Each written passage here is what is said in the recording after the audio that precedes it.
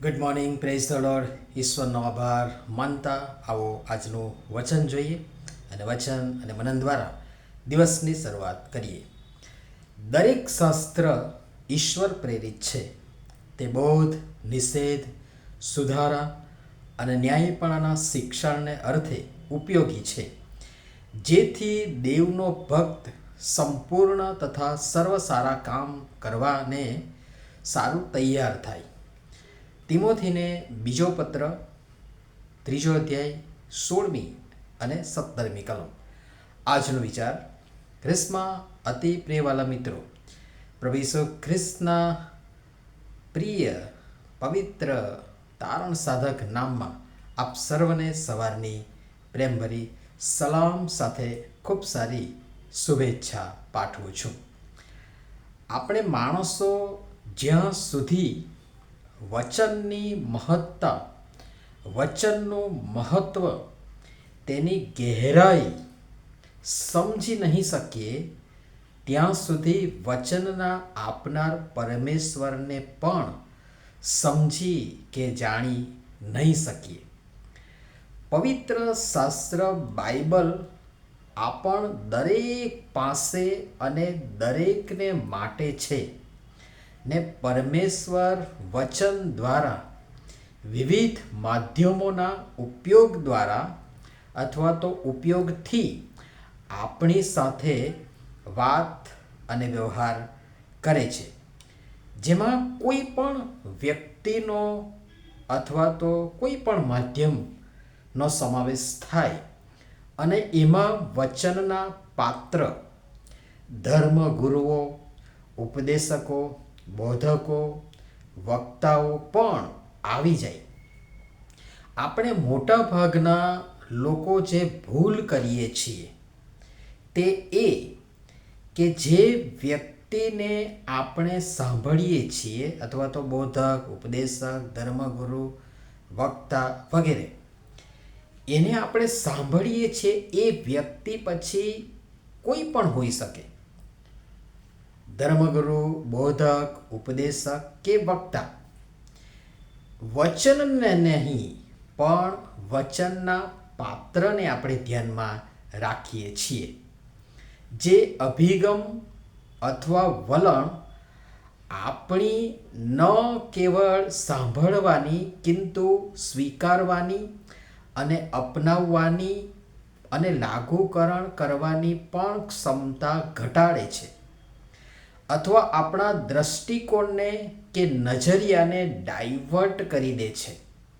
હું વારંવાર કહું છું અને આજે પણ કહીશ કે આપણે વક્તાને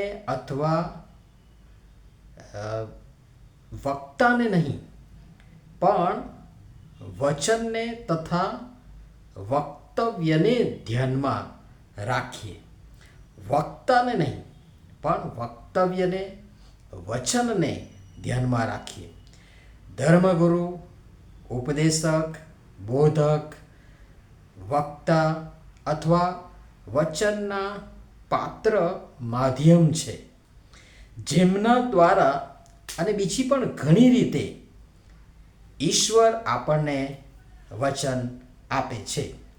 અને આ વચન ઈશ્વરનું છે ને મારા માટે એ ઉપયોગી છે ને મારા સુધારા અને મારા શિક્ષણને માટે જરૂરી છે.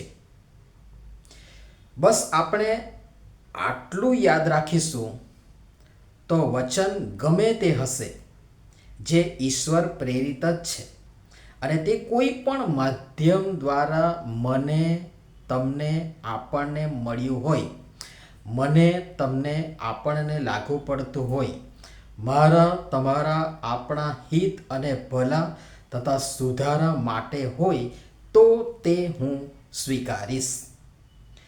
યાદ રાખીએ, વચન આપનાર કે લાવનાર માધ્યમનો વચનની અસરને કારણે આપણે કરેલો ગેરસમજણને કારણે અથવા તો અસમજણને કારણે આપણે કરેલો વિરોધ અથવા તિરસ્કાર અથવા અપમાન અથવા અવહેલના અથવા અસ્વીકાર અથવા અવમૂલ્યન, એ જે તે માધ્યમનો નહીં, અપિતુ એ દ્વારા આપણે દરેક વચન જે ઈશ્વર પ્રેરિત છે તેનો અને તેના આપનાર પરમેશ્વરનો વિરોધ કે પ્રતિકાર કરીએ છીએ.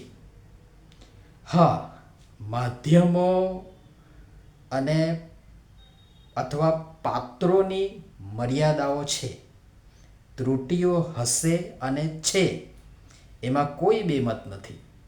કિંતુ માધ્યમો કે પાત્રો કરતાં વચન શ્રેષ્ઠ છે, વચન મહત્વનું છે.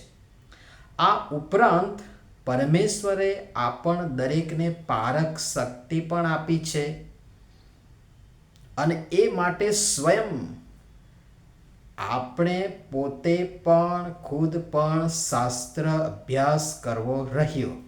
અને ત્યારે શક્ય બનશે જ્યારે હું સ્વયં શાસ્ત્ર પ્રતિ ઉદાસીન નહીં પરંતુ ઉત્સાહી હોઈશ.